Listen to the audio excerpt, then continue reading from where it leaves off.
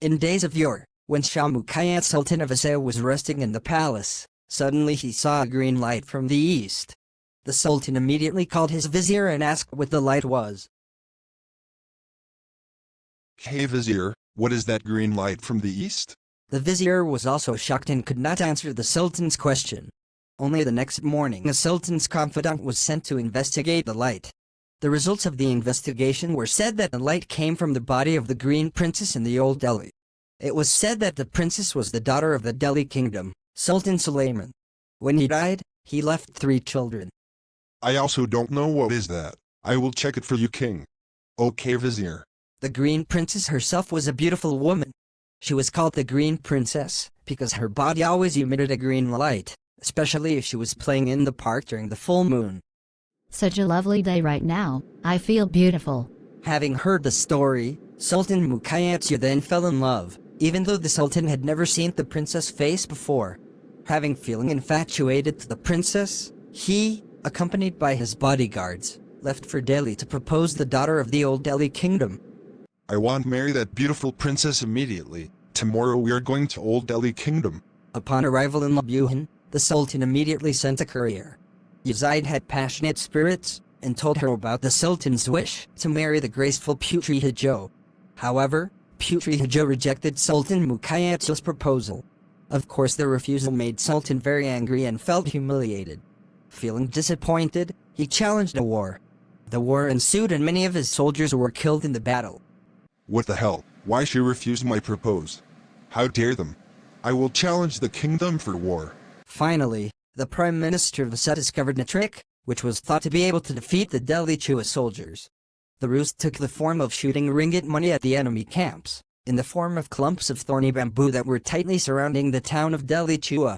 Seeing the ringgit money, the people of Delhi Chua, without thinking any more, immediately cut down the thorny bamboo clumps. As a result, the defense of the city of Delhi Chua was destroyed. It was difficult for them to withstand the attack of Sultan Muqayyad's army. Finally, our Prime Minister has devised a cunning plan to defeat the soldiers of Delhi Chua. We will shoot ringgit money at their camps, disguised as clumps of thorny bamboo surrounding their town. When they see the ringgit, their greed will take over, and they will cut down those bamboo clumps without a second thought. This will weaken their defense, making it difficult for them to withstand our army's attack. To withstand further attacks, Mambang Kali transformed himself into a cannon that could shoot at the enemy. However, while the battle was raging fiercely, he felt very thirsty. He asked the Green Princess for a drink, but his request was denied. According to the Green Princess, it could be dangerous. As a result, his joints felt weak, while he continued to spit out his cannon. Suddenly his body broke in two. The head cannon was bouncing up to Asa, while the rear remained at the Delhi. I must transform into a cannon to help defend our city. But this battle, it's so intense, and I'm so thirsty. Green Princess, please, I need a drink. No, Kaylee, it's too dangerous. We can't risk it now. But I can't hold on much longer. My joints are weakening. I need water. I'm sorry, Kaylee, but I must protect you. We can't risk losing you. Please, stay strong. Mambang Yazid had the feeling that they would lose the war. He said to Putri Hijau, if you are to be taken prisoner by the Sultan of Asa, sooner, ask the Sultan to place you in a glass coffin, and Sultan cannot touch you before arriving in Asa. On arrival in Asa, you beg the Sultan to order his people to bring offerings each of a chicken egg and a handful of rice, white rice. All these offerings must be piled on the shore.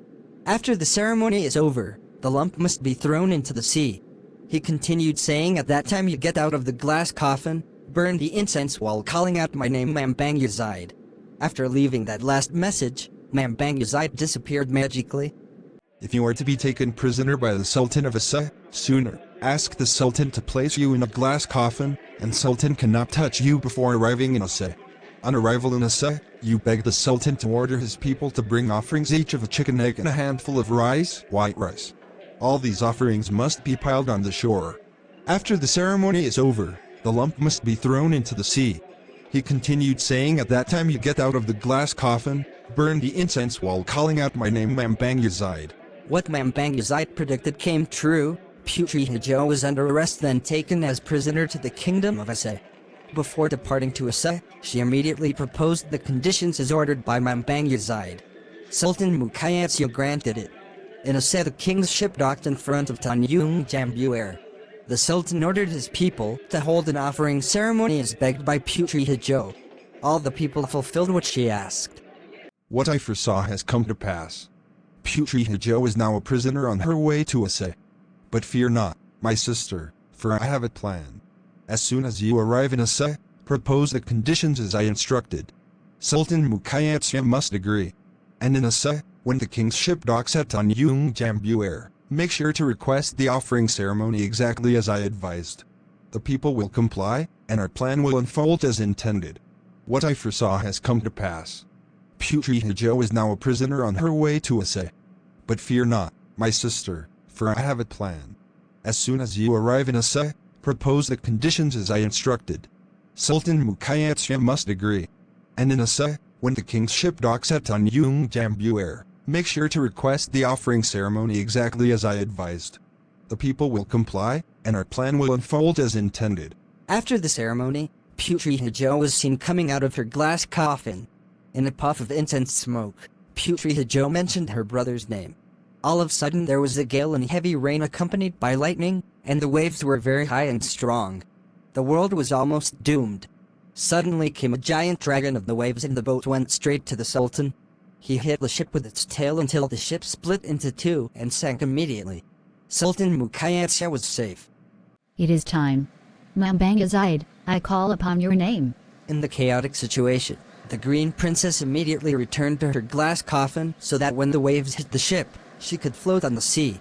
The dragon immediately slid closer to the coffin and lifted the coffin with his head and carried her to the Straits of Malacca.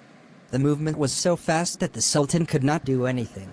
He could only dream, miss, and remember the Green Princess, who was already his, but then disappeared forever.